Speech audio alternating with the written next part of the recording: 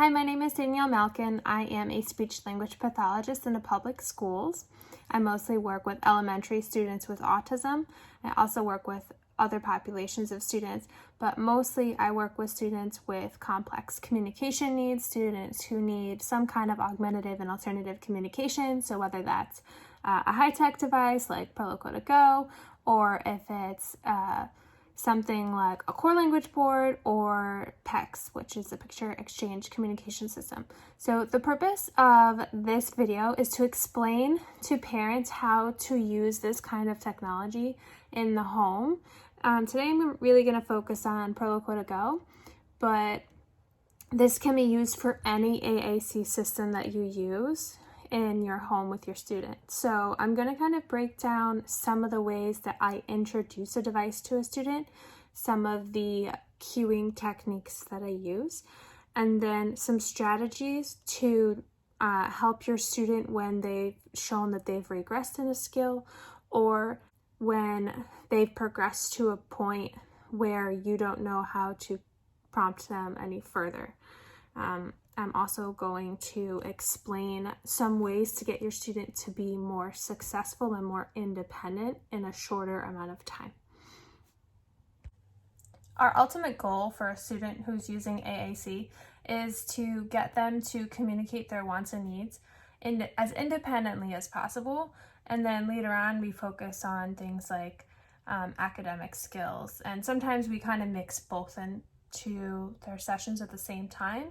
So they're working on being able to utilize the AAC device for school purposes, to participate in like social activities and academics, but also to get their wants and needs met.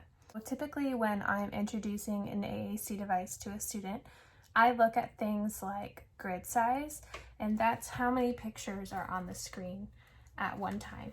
And there's different ways that you can assess a student's ability to understand different picture symbols depending on their size.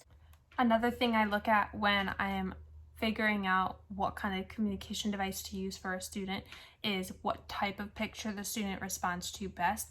So a real color picture of a gummy bear versus the picture symbol, the colored picture symbol of gummy bear. So can the student understand that this is a gummy bear versus can the student understand the real picture of a gummy bear? So that's something that I do look at when I'm making a device for a student. I'm not going to go into that today. This is more about how to get a student to use a device once you've already established that. So if you want more information on that, I can make a video on that. But today what I really want to focus on is how you start teaching a new word to a student. This is Proloquo to Go, and a lot of the core words are right on the main screen. And typically I really like to start teaching kind of a combination of core words and fringe words, just because students are more motivated to use a device when they're asking for something that they want. And that's typically what we call a fringe word, or like a noun word. So that would be something like different foods or different toys or things that the student really likes. And core vocabulary is more of the words that aren't nouns, but they're really good to use with students because you can use them in a variety of different activities. So you have a word like eat. That word can be used across all scenarios where the student is eating: breakfast, lunch, dinner, snack. It doesn't have to be just maybe during times when the student's having dessert. So like if you teach the student the word cookie, they can only use that word when they're eating a cookie. But if you teach them the word eat, then they can use that word no matter when they're eating or what they're eating. So you get kind of more bang for your buck as far as having the student be able to communicate information to you. But sometimes for some kids, it's a little bit harder for them to understand what that word means, or also be motivated to want to communicate that information. A lot of times I find that students really start to understand language when it's more concrete, and the words, like the core words, are more abstract. So words like go, stop, do, put, take, Those words are very abstract, especially for beginner AAC users, but I still like to expose them to those words so that they can utilize them across environments and activities and communication partners. The way that I go about teaching a student a word isn't necessarily the only way you can do it. This is just a way that I found that's most beneficial for the majority of the students that I work with, and it helps them become more independent with requesting and communicating information, and it makes them less prompt dependent on an adult to help them communicate that information. So that's what prompt dependency means. So typically when I'm teaching a student a new word, I teach it at the single word level because that's the easiest way that they're going to learn that new word. So if they're asking for gummy bear, I will open the folder where the gummy bear is, and I will teach them the word by modeling it. Gummy bears. And then I'll touch the top. Gummy bears. So how I typically start to teach the word is through a process of most to least prompting using a single word. So I go through a hierarchy of prompting until the student demonstrates that he or she is independent with using that vocabulary word before I add on another word to make a longer phrase. Typically, I start with the folder already open. So the candy folder is open already, and all the student has to do is touch the button. Gummy bears. So what I do is I'll model it for the student. I'll touch it. Gummy bears. And then I will have the student do the same thing. So I'll have the student touch. That's what we call a model. So once the student is about 80 to 90% accurate, just given a model, then I will fade that prompting down to a direct gestural cue. That means that I'm directly pointing at the icon without touching it. So I'm just doing that, and that's all I'm doing. And then once the student touches the picture, I will give the gummy bear. And then I continue that process until the same amount of accuracy is reached, 80 to 90%. Then I will bump down to an indirect gestural cue. So usually I'll hold up the item that the student wants, and I'll do something like this. So I draw a circle around the picture symbol, but I don't point directly to it. That's a little bit less invasive than if you were to just directly point to the picture. Once the student is accurate at that level, then I will move down to a proximity cue, which to me is just, I put the gummy bear near the picture and then I pull it away to kind of prompt the student to touch the picture. Some people do that, some people don't. This is just the prompting hierarchy that I use that I find beneficial with my students. The next thing I'll do is a verbal cue. So I'll say, what do you want? Tell me, show me, and then I wait for the student to touch the picture. Once they're 80 to 90% accurate, I do something called waiting. So once I've made my initial question to the student, like what do you want, I will wait about 10 to 20 seconds for the student to respond to me by requesting with the single picture. So all I do is say, what do you want? And I wait. And for parents, I know it's really hard to wait that long, but if you think about how long it takes a child to process what you've asked, plan what they're gonna do, and then execute that plan, it's a lot longer than you think, especially for a child who has a language impairment. So if you really work on your waiting before prompting, then you might see a lot less need for the child to need the prompting that you think they need to be successful. So wait about 10 to 20 seconds and then see if they'll push the button without you doing anything else. If they don't, then you can start adding more prompting in.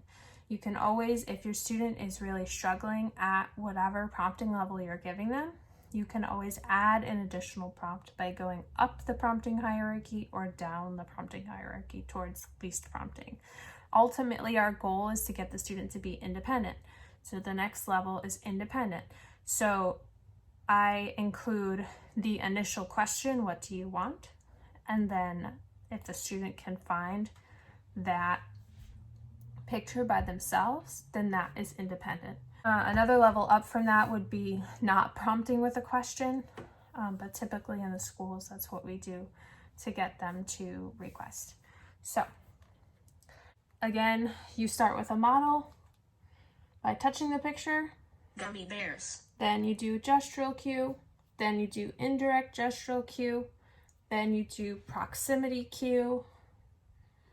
Then you do a verbal cue. What do you want? Tell me, touch it, touch gummy bears. Then you do a waiting cue, waiting 10 to 20 seconds, and then you should be at the independent level. If at any time your student is not responding, you go up the hierarchy to add more cueing. So if you just did a verbal cue and the student's not responding, then you go up to a proximity cue. If the child's still not responding, then you would go up to an indirect gestural cue. So you keep going up and adding prompting if they're not responding, and when they are responding, that's when you start keeping track of how accurate they're responding at that level. And then once they're 80 to 90%, you can bump down a prompting level. You never have to stay at one level if you see sometimes kids have a really bad day and they just need more prompting than normal. That's okay. Sometimes within a 10-minute period, they'll be doing great, and then they're so tired of asking that they need extra prompting just to be able to request again. That's fine. Give them more prompting. So once a student is able to request on the page where the icon is located, then I will go back one level. So I would go back to the food page, and yes, there's a gummy bears picture right there. That would make it easier for the student to ask if they didn't have to navigate to another folder after. But let's just pretend that that picture is not there. So I would start with this page, and then the student would now have to navigate to candy and then touch gummy bears. Gummy bears. Once they can do that with a model, then I would bump down the prompting hierarchy again. So you go through the same procedure you did before till they get to independent. So now they're learning that they have to navigate to get somewhere. So they're kind of learning the motor planning of how to find the item by themselves. Once they're capable of doing that independently at 80 to 90%, then I would bump back another level. Sometimes a picture is on the home screen, so you don't have to do navigation. Sometimes it's a little bit deeper into the device, and that's something that your speech language pathologist will work with you on to let you know how many levels is appropriate for your student to be navigating depending on their needs. But for the purposes of this video, I'm just going to explain it the way that this picture is in the device right now. So once your student can navigate one level using one word, then I bump it back to 2 levels. So then I will teach them starting with a model. If a model is too difficult, you can always do hand over hand assistance, so you can take their hand and move it, but I would recommend not doing that just because trying to get them to be as independent as possible. But if you need to, go ahead and use it. So you're gonna go 2 levels deep now, starting with your model and then working your way down the prompting hierarchy. So it would be food, candy, Gummy bears. Gummy bears. Ultimately, we want a student to use a sentence. So you could start with want gummy bear after they're able to navigate from the home screen all the way to find a single picture. Gummy bears. If they're able to do that by themselves, then I would start teaching a phrase. So you could do want on the home screen right here. Want. And then they could have to navigate Gummy bears. that and touch the Want top. Gummy bears. Or you can do it right from the food folder, the candy folder. Want gummy bear. Want gummy bears.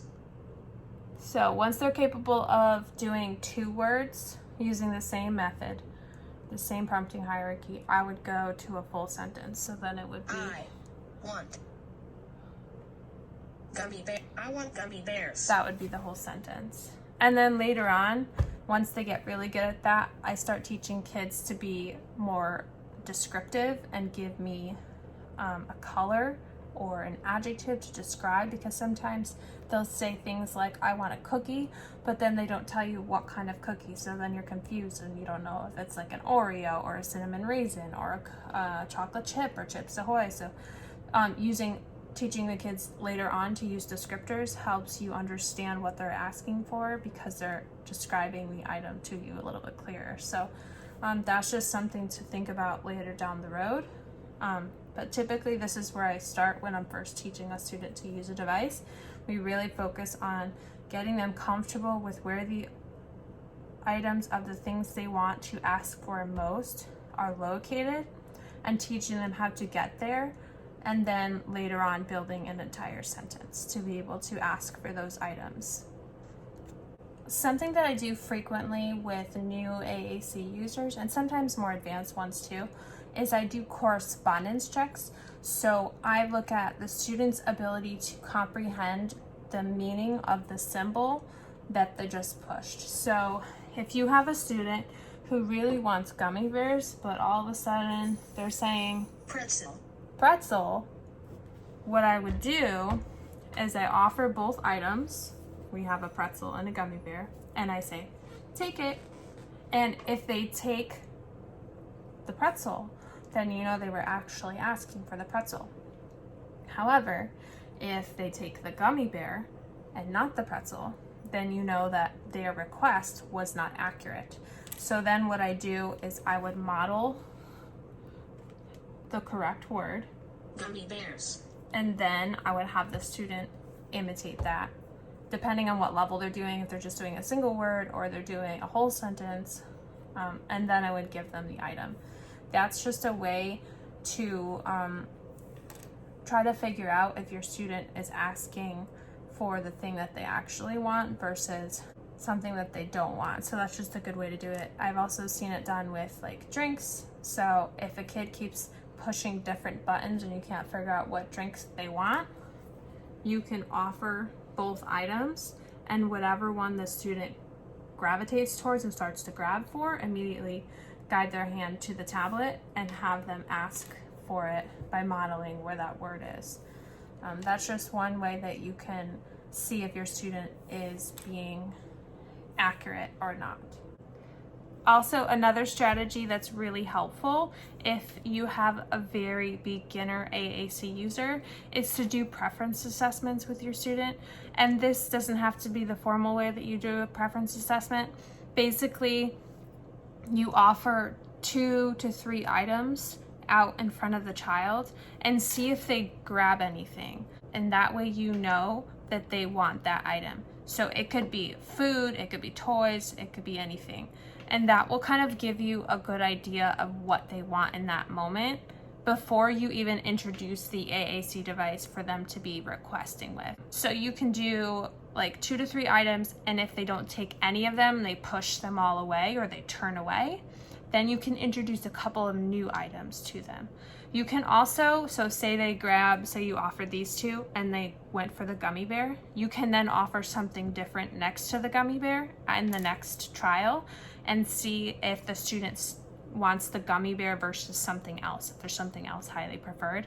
That's one way to establish what word you can work on that given day with your student if they're not capable of telling you themselves.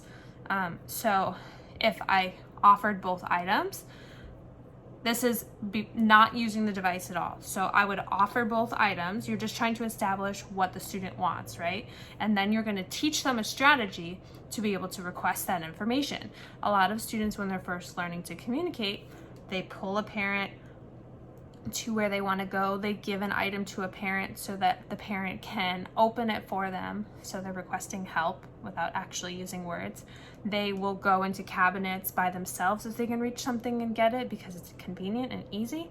But if we can teach them how to use AAC to request that information when we know what they want, it's going to be a lot easier to figure out what's happening in their heads when we don't know what they want, because we're teaching them a strategy to communicate information efficiently to you.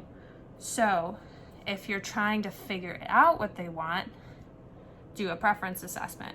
Offer a couple of items. If they go for that item, immediately model on the device what the item is at whatever level they're working on. So if they're working at single word level without navigation, if they're working on single word with one level navigation, work on that and whatever level of prompting they're working on based on what I told you previously. So that's just a really good place to start. Okay, everybody's favorite part. How do I get my kid to be more independent and use a device? Well, there are 3 ways that I like to explain to parents. One of them is to model what you're saying on the device as much as you possibly can during the day.